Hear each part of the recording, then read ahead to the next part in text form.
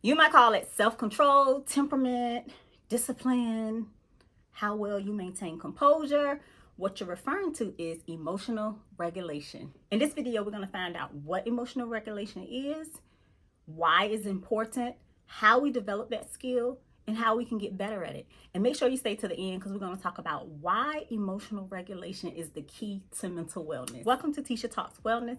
I've been a mental health professional for 15 years. On this channel, we're all about emotions, how to regulate them, personal growth, and mental wellness. Thank you for joining me. Emotional regulation is your ability to understand, manage, perceive, and respond to emotions in yourself and others. Have you ever experienced a feeling and you were like, I do not want to feel that again. That is the worst feeling I've ever had. You did everything you're supposed to do. You went to work, you tried to ignore it, and you just had that dread of a feeling. Your inability to get rid of that feeling is your way of regulating yourself. Think of it as how you level yourself out. Not to forget the emotion, not feel it, because that would be suppression. We'll define that later. But how do you respond to emotions? Can you understand emotions in other people? How do you know when you are sad or happy, things like that? And how do you respond? So that is all emotional regulation is, how you understand your emotions. Now, real briefly, emotions are the body sensations you feel when something happens, either inside or there's an outside trigger. There are a few factors that makes up what emotional regulation is. How we experience emotions. Do you become really overwhelmed when you experience a particular emotion? Or are you cool, calm, and collect? Do you understand when you feel an emotion? How you manage your emotions and feelings. The way you accept or deny your emotions. How we understand emotions in other people. Why is emotion regulation important anyway? Because it's all about self-control. The way you experience the world is going to be the way you respond to problem solving, changes, and how you communicate with others. Understanding your emotions helps you with self-awareness, problem solving, teamwork, how you parent, how you show up in the relationship. Every single part of your life is affected by how you experience and respond to your emotions. Where do we learn this? Well, we typically learn it in our childhood and adolescence. Adolescence and young adulthood is going to be very important in emotional regulation because this is where we are building our social skills.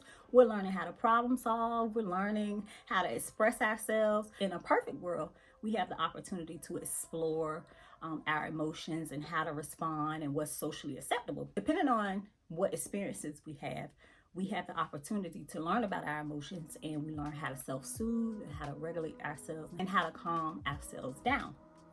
It doesn't always happen that way. For someone like me who has a traumatic background, that stops.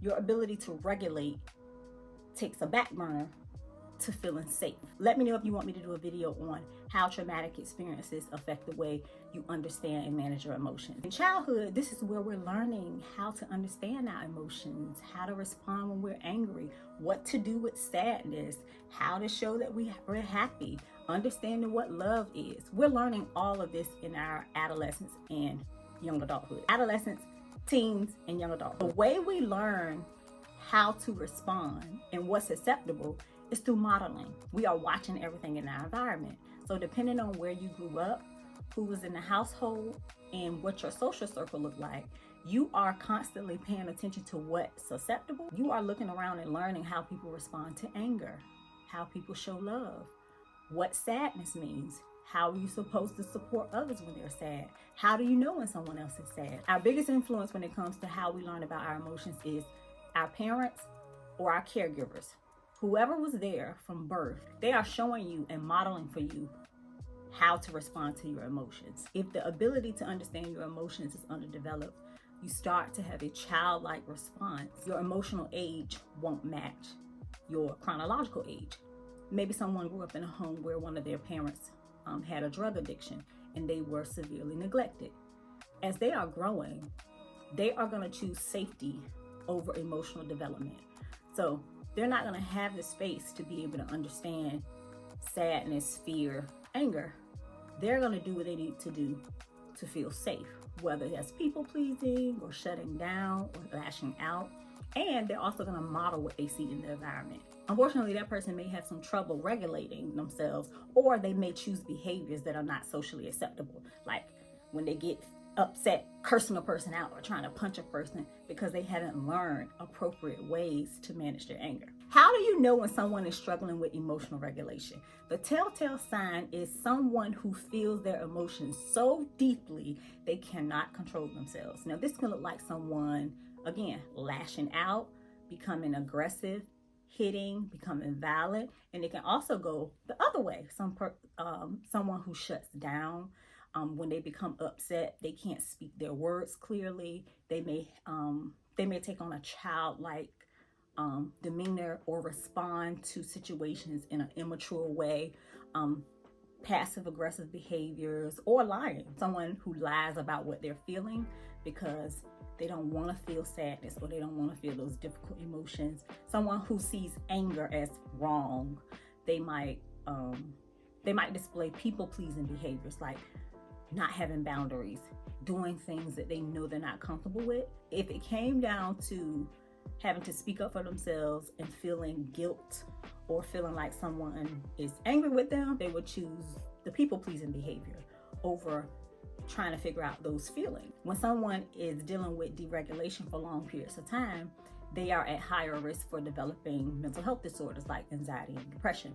Because remember that word suppression I talked about earlier in the video? That is when you deny an emotion, you push it down, you try to convince yourself you're not feeling what you're feeling.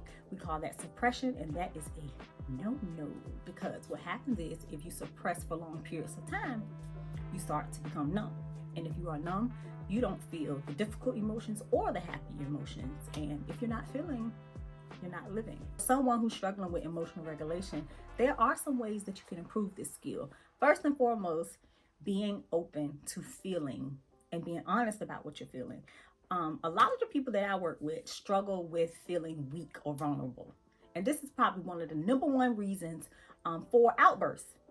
They're trying to not feel anger, but lying about feeling the anger and not wanting to feel those difficult emotions like sadness, anger, frustration, jealousy is doing the opposite. So when we're trying to be strong and we're trying to pretend like, oh, I'm good, I'm unbothered, and after you suppress for so long, you end up doing the opposite of what you want. You want to appear unbothered, but after so much suppression, you end up exploding or shutting down, and it's gonna become obvious that you are not well, you are bothered.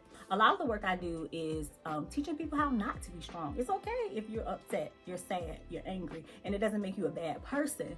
And you can feel those emotions. What you're doing is managing the response. You're not managing the actual emotion, because we cannot control our emotions.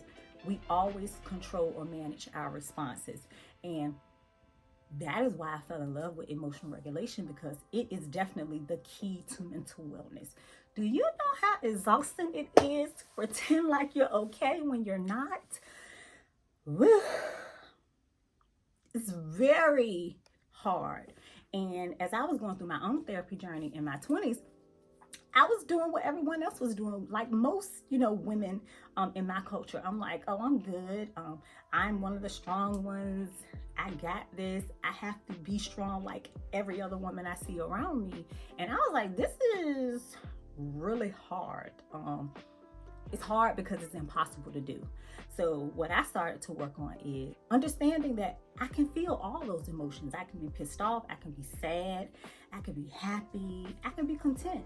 I can be everything in between. What I'm really managing is the response to it. So I'm pissed off, but instead of going off, I can say, okay, I'm pissed off. Let me pause, and I can manage my responses so that I'm making better decisions and improving my relationships. That is why it's the key to mental wellness. Because once you allow yourself to feel, then you're golden. You are golden. That's half the battle.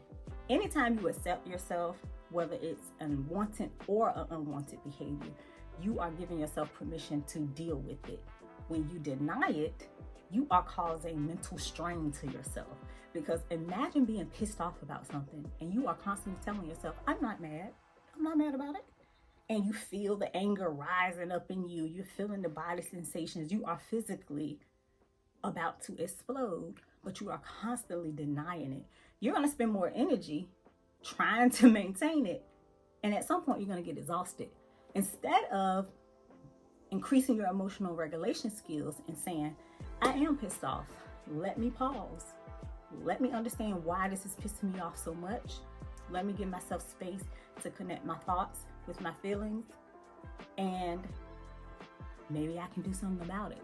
It really brings you a level of peace, even when you are experiencing those difficult emotions. It's something you manage, you learn about, and you constantly implement. You constantly look at your responses and your reactions. You're checking in with yourself and trying to see, how can I be better? How can I be healthier? How can I reach and maintain mental wellness? That is why emotional regulation is so important. When someone is struggling with self-regulation or understanding their emotions and they want to get better at their responses, the first thing is to be open to feeling your emotions. Yep, super scary, especially if you're used to suppressing and you're really not used to letting your emotions, the sensations in your body process. Secondly, you might want to try therapy, a support group, talking to a trusted person that can provide a safe space. I emphasize a safe space because remember, depending on what you've been taught in your environment, certain emotions might come with a stigma. For instance, in my culture, being weak and vulnerable, super scary, because as a Black woman, I'm supposed to show up as strong, right? Sure ain't. I ain't strong all the time, and I ain't even gonna pretend no more. So when I first started getting into emotional regulation, it was super scary to cry and to break down in front of people. Now, I'll do it. I'll cry right now. No. But honestly, sometimes when I'm doing speaking engagements, I break down because I'm so used to opening up and being vulnerable and understanding that, yes, being vulnerable is scary. However, it's healthy for me. Increasing mindfulness skills, staying in the moment, reflection activities, journaling or thinking back on emotional response and trying to make meaning of how you responded in ways you can respond better. If you're into reflection, you should think about joining the personal growth group. Listen, our first course, Managing Emotions for Mental Wellness, the link is in the description. 4 modules. Is self-paced. You work at your own time, no rush, and for $27 monthly, you get to get activities once a month on reflection about your emotions. You get journals, activities, and every Thursday you get access to a live Q&A, which is like a /mini support group, and we talk about like what you're learning about your emotions. We talk about hot topics. We talk about how we responded to something, how we can get better, wins, losses, everything in between. I wanted the personal growth community to be a place where we emphasize self-control, self-management, and vulnerability. Make sure you join us. I look forward to seeing you on Thursdays. I appreciate you. If you've made it this far, yep, you the one. You are the one. I appreciate you so much for looking at this entire video. If anything stands out to you, please put it down below. If you learned at least one thing, and if you also have any topics you want me to cover, I got you. Put it in the comment below. I will see you guys soon.